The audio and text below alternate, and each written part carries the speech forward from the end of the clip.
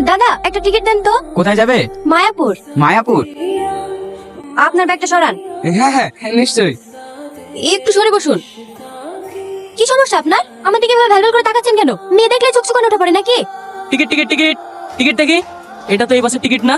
এই বাসের টিকিট না? না। তাহলে? আপনার বাসটা আমাদের বাসের একটু আগে বেরিয়ে গেছে। এই সিটটা ওনার, উনি দুটো সিটই বুক করেছে। সরি, আমি চলে যাচ্ছি।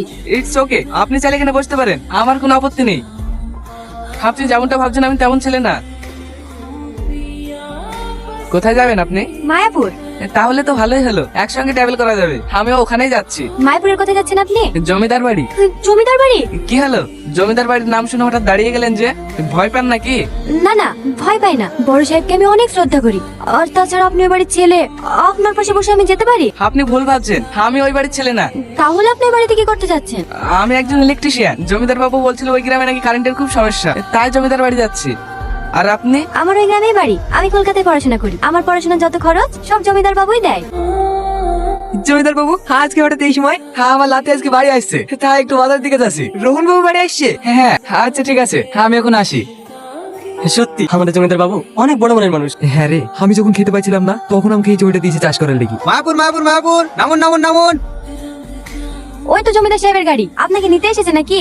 হ্যাঁ, আমি তো এই গ্রামের কিছু চিনি না, তাই জমিদার সাহেব গাড়ি পাঠিয়ে দিয়েছে মনে হয়। ঠিক আছে, যান তাহলে। তুমি হেঁটে যাবা? হ্যাঁ। তুমিও এসো আমার সাথে। না না, আমি হেঁটেই চলে যাব।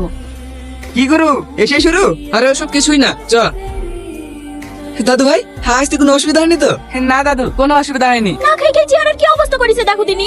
এক্সাম ছিল তো, তাই ঠিক মতো খাওয়া হয়নি। এবার তোমার হাতে খাবো, খেয়েই মোটাই যাবো। ওকে এখানে দাঁড় করে রাখবা না ভিতরে নিয়ে আসবা? হ্যাঁ হ্যাঁ, হাই বাবু ভিতরে আয়।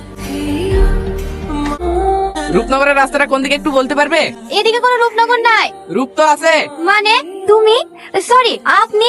আপনি না, তুমি। তুমি বাইক কোথায় পেলে? এখানকার জমিদারের। আপনাদের জমিদার অনেক বড় মনের মানুষ। কালকে আমার অনেক সেবা যত্ন করেছে। আবার আমার কি সৌভাগ্য দেখো, তোমার সঙ্গেও দেখা হয়ে গেল। চলো আমরা কোথাও ঘুরে আসি। আমরা তো একে অপরকে চিনি না, তাই না?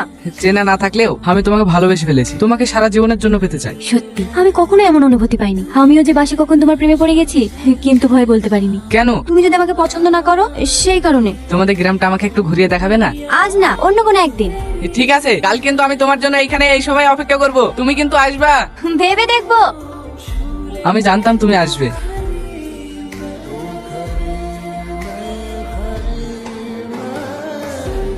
আচ্ছা, তুমি আমাকে কখনো ছেড়ে যাবে না তো?